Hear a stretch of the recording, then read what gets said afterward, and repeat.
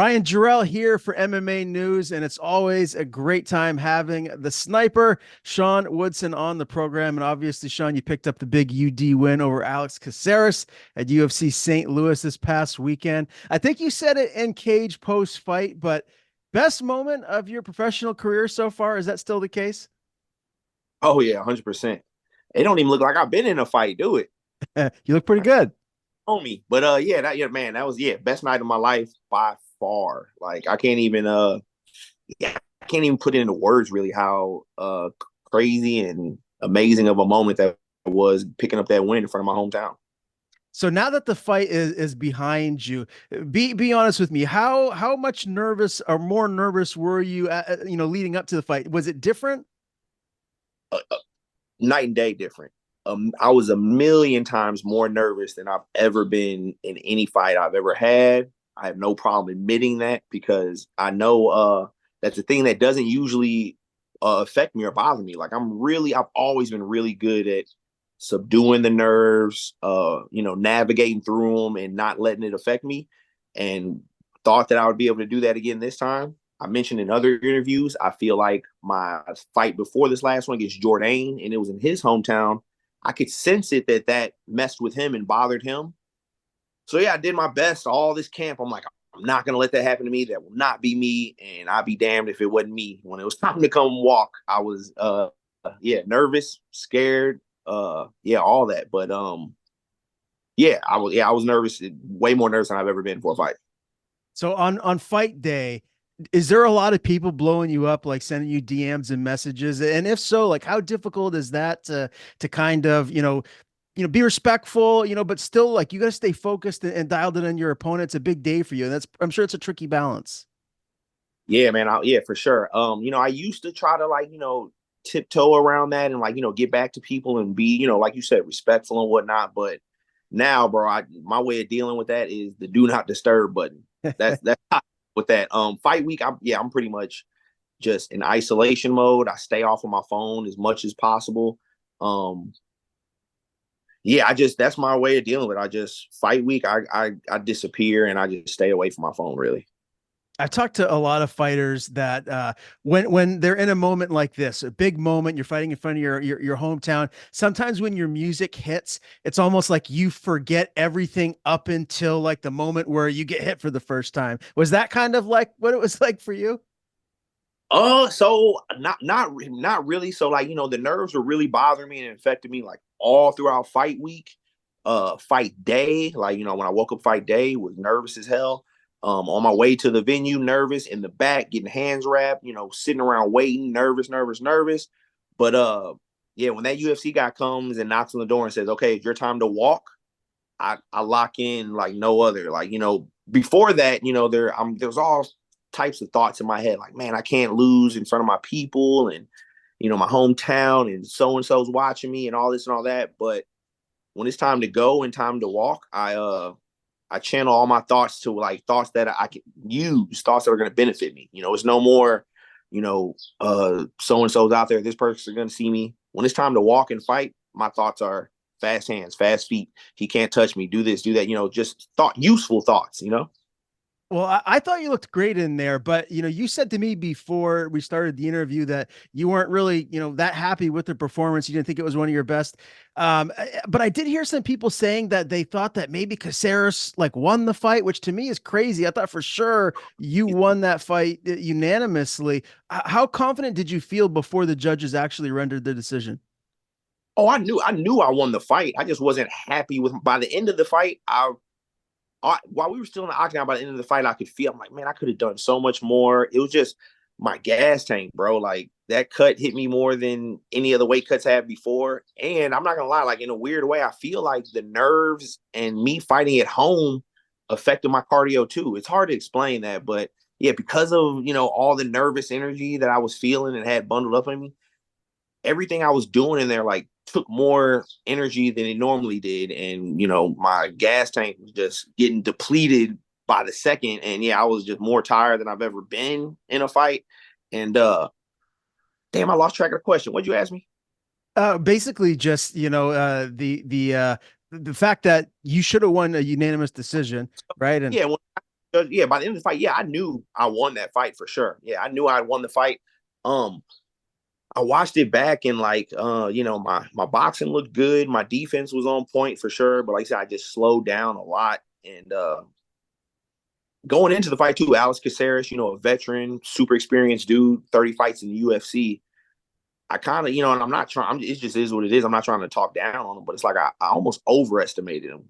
And I feel like my whole UFC career, I've done that with almost every guy I fought. Every guy I fought, when I stepped out of the cage, I'm like, oh man, he was less than what I anticipated. Like uh yeah, I just know where I stand now, man. Like I'm not like, second guessing myself or guessing, am I, able to keep up with these elite dudes? Am I really top notch? Do I have what it takes to be the best in the world? I know without a doubt I do now. I'm beating these guys, these elite level guys on off nights. And yeah, that just tells me a lot. And I just know once I really dial things in and with the how comfortable I'm feeling in there now, that these performances are going to keep getting better and better.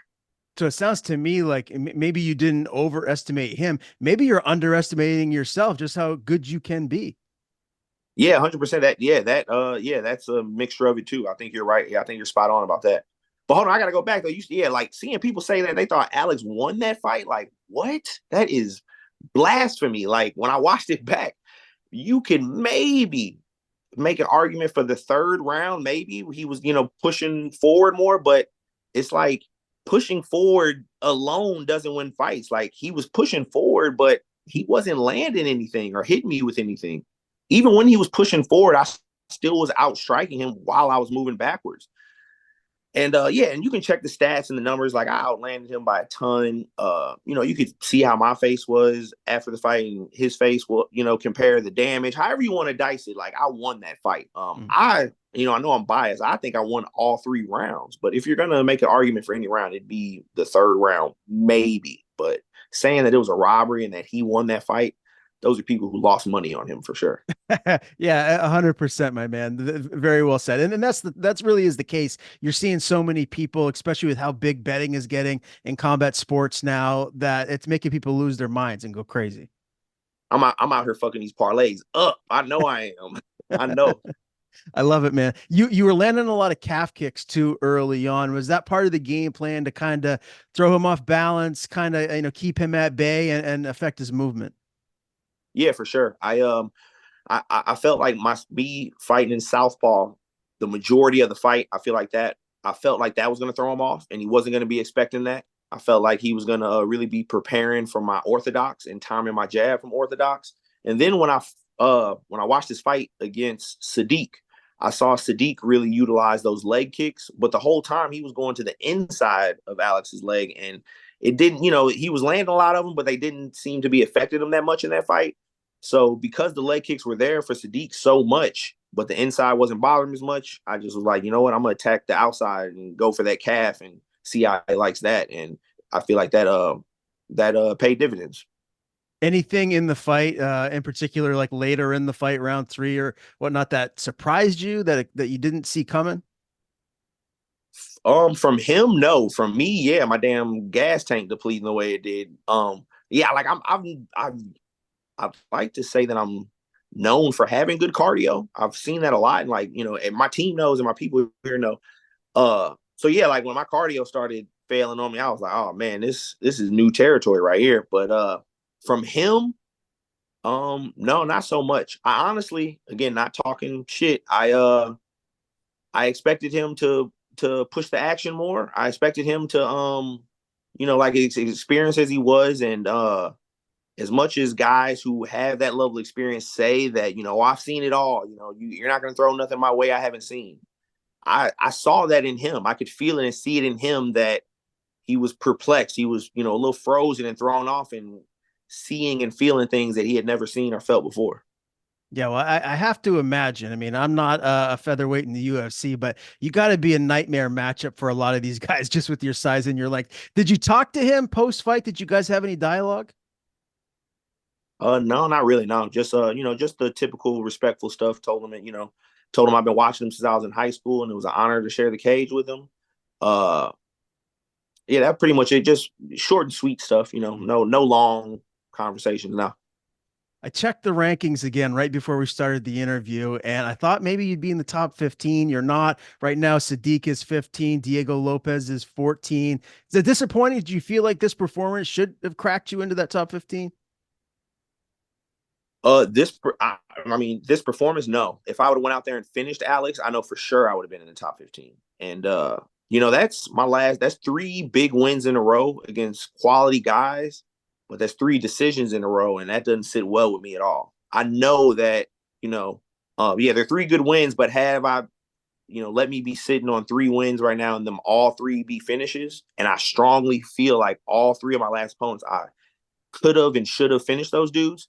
So yeah, if I be sitting here talking to you right now, coming off of a finish against Bazooka, a finish against Jourdain, and a finish against Caceres, I know without a doubt I would be well in the rankings right now. But like you said, here we are. I'm not, and that's on me though. That's on me. But it's also on me to make up for it and make sure I'm in there after this next fight. Yeah, and I mean every fight in the UFC, especially at the place where you're at right now, where you're knocking on the doorstep to get into the top 15, they're all going to be tough fights. But what is it that maybe you need to do or change to get some finishes here moving forward? Is there something that maybe you're not doing that you could change here in the next fight or two? Yeah, just open up more, push the pace more, and I be cooking these dudes up, but I just don't stick the fork in them and make sure they done. You know what I'm saying? So that's what I'm gonna be looking to do in my next fights for sure. Um, when you first get in the UFC, man, there's a lot of pressure on you. Like Dana always says, it's hard to get there, but it's even harder to stay. And I've been in this mindset in these past fights where I've just been like, I just want to win. I just need to win, keep winning, and everything will fall into place. Keep winning. But I'm on my third contract with the company. I've been with them for a while now. I'm about to turn 32. Not just winning isn't enough anymore. I need to go out here and make statements to get to where I want to be, to get to where I feel like I deserve to be and need to be. Yeah, just getting the win isn't enough anymore, and that's the only thing I need to shift going into these future fights is just get away from I just got to win. I know I'm good enough, and I have what it takes to beat everybody in the world. So yeah, I just need to just go out there with making a statement on my mind from now on, and not just picking up the win. I love it. 32. You don't look a day over 22, my man. How did you celebrate this victory? What did you go out and do? So I haven't gone too crazy yet. I didn't withdraw. I didn't held back a little bit. I had some cookies. That's just about it for it. I had a couple cookies, and I got some things coming up. We got some local fights here Friday night. Some of my teammates are got some fights coming up. My boy Danny Moriarty. I got a teammate Jordan Howard, man, who is UFC caliber but cannot get a fight to save his life. So yeah, I was really looking forward to him. I'm hoping that somebody somewhere can get him a big opportunity coming up. He deserves it. But yeah, this weekend I'm gonna go out to some local fights and I'll enjoy myself then. I'll probably get some like pizza or some burgers or something before that. Then Memorial Day, I'm gonna clown and cheat and have some good food. My birthday is June 7th. Me and my girl are going to Chicago. And so that's really what I'm saving my calories for is when we go on vacation and go to Chicago. I'm gonna do a Okay. bunch of eating then. And yeah, that's pretty much it right now. What do you have tap on? What you're going to do in Chicago? Is there anything specific? So yeah, I'm St. Louis born and raised. Chicago's right next door. Never been there. Everybody always finds that so hard to believe. They're like, you right next door, you never been. Um, we're gonna do all the Chicago touristy stuff, like I think she said it's called the Bean, and we're gonna go to that one real super tall building. I got a bunch of food spots already picked out. Trying to hit Stan's Donuts. You ever heard of them? I've heard of him. You better get a picture in front of the MJ statue. That should be priority number one right there. Oh, they got an MJ statue there. Oh, I'm definitely pulling up on that. Yeah, I need that. What do you've been to Chicago? You got any recommendations? I have, but I only drove through. I only stayed one night in Chicago, and it was quite a while ago now. So I really don't have any recommendations. But I know deep dish pizza. That's a big thing. So you're probably going to be able to have a lot of good food there. Yeah, boy, I'm trying. Yeah, I'm trying. I'm gonna try not to come back a middleweight. Do you drink at all? Like, do you ever have any adult beverages? Yeah, I drink. Yeah, no, I'm not big on it, but like, yeah, I definitely drink though for sure from Okay. time to What time, like once or twice a month, something like that. What do you typically go to? Like what would you prefer? American honey. American honey is my go-to. Everybody, all my homies give me shit about it. They're like, oh, it's too sweet. It's too. I don't care about none of it. It tastes good. I don't need to be tough and be drinking those strong ass liquor. Like smooth American honey on ice is cool with me. If I'm out like at a restaurant or something, my go-to drink to order is a old fashioned. Okay, very good. Well, you like what you like. I definitely appreciate that. And Sean, too, with all the support that you got, what was that love like post fight after the win? I mean, it must be something that like you're never gonna forget. Yeah, man. Like, like it's a bucket list type thing that I will never forget. Like, I've been ever since it happened. Like, I've been going back and looking at videos on my phone that people have gotten. Like, still, like on the walkout, it was bringing tears to my eyes, and I was fighting back, crying. And even now, like when I just this morning, I was looking at videos and like fighting back tears. It was crazy. Yeah, just on the but yeah, on the walk, like feeling that love and energy yeah, like I was starting to get emotional and stuff, but I had to tighten it up and focus on the job I had to do. But yeah, St. Louis, they definitely showed me a lot of love and made sure I felt it. And I've always known I knew that going into the fight, but it was just amazing to see it and feel it.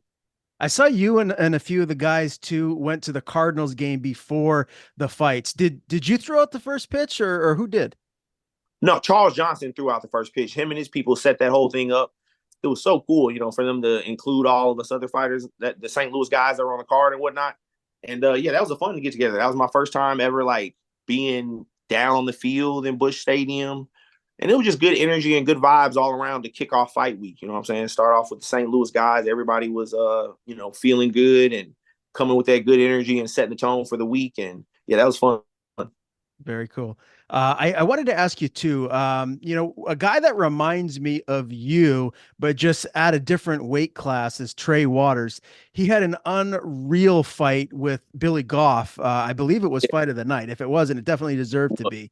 And I'm just curious too, because you guys are very like similar as far as like you're tall, you're lean. It's a problem for a lot of these guys in your respective classes. Do you watch guys like him, guys that are similar to you, and see how fighters kind of what their game plan is against guys that they'd be fighting that is similar to you?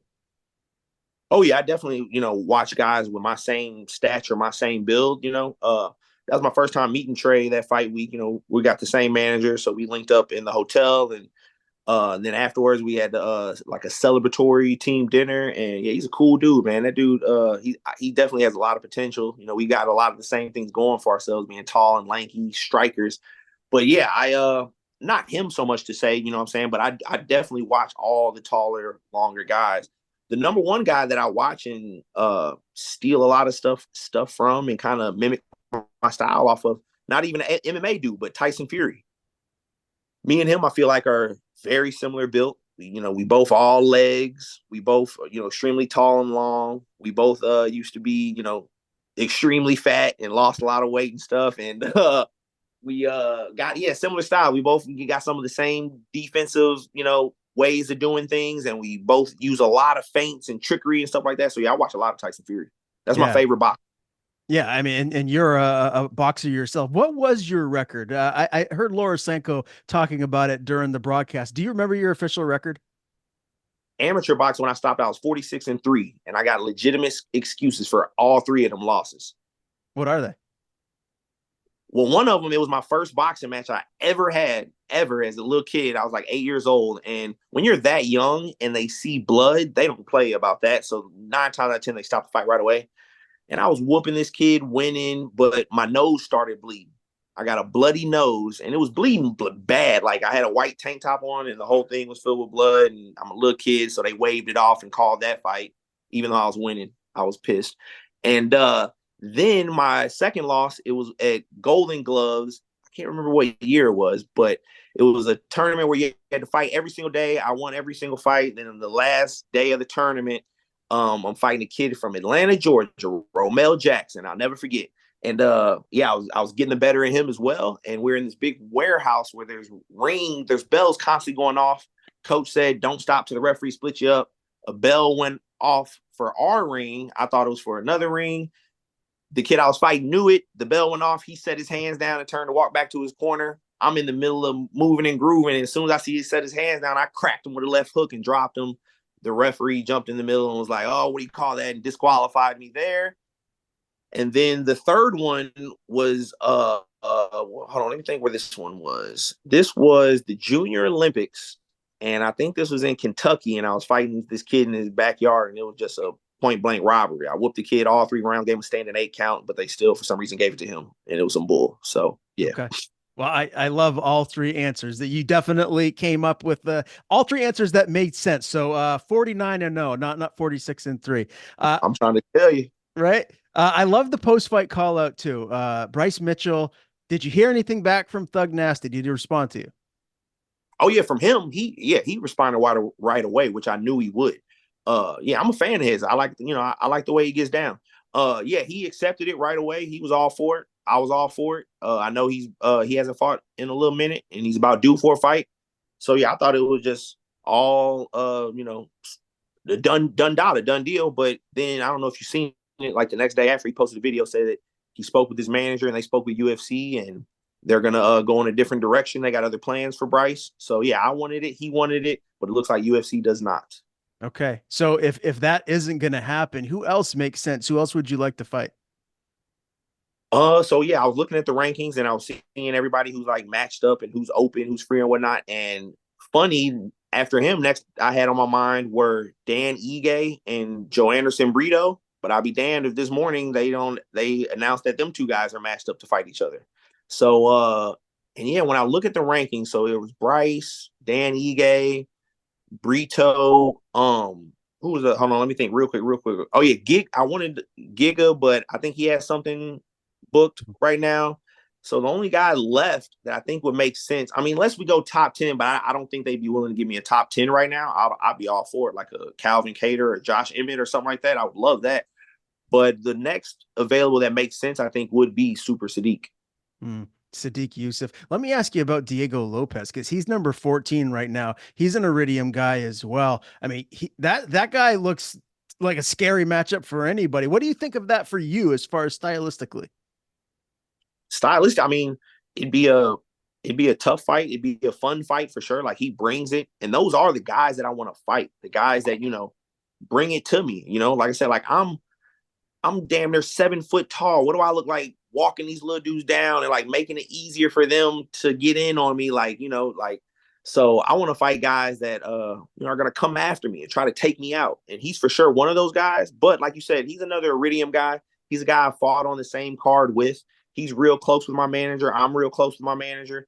If I could, I will. I mean, I feel funny even saying that word, avoid. I don't want to avoid anybody. But yeah, he's one of the last guys I would want to fight just based off of other things than the fight itself. Like, I'm not worried about, everybody in UFC is tough. I'm not worried about his skill set, so to say, but just for yeah, I don't even know. Just to keep the peace, I would rather not, but I'm here to fight anybody anywhere. I hear you. Well, Iridium, they rep about 75% of the UFC roster, so you might not have a choice of fighting another Iridium guy. And I fought my fair share of Iridium guys too. So, I have no problem doing that, but it's just like, yeah, like when I look at the rankings and if I have my way to pick around, like, if I have my way to pick around, I mean, I can pick and choose. I would pick a non-Iridium guy, but yeah, it is what it is. I'm all for it. Fair enough. Time frame. When would you like to jump back in there? Yeah, so I've been used to fighting like once every 8 months or something like that. And I haven't liked that at all. My last fight, was in January. This was kind of a quick turnaround for me. Doing those weight cuts back to back, I'm not gonna lie, I kind of took a toll on me, had some little issues, but there's just some small tad bit adjustments I need to make, and I will be a-okay. It'll be smooth sailing at 45.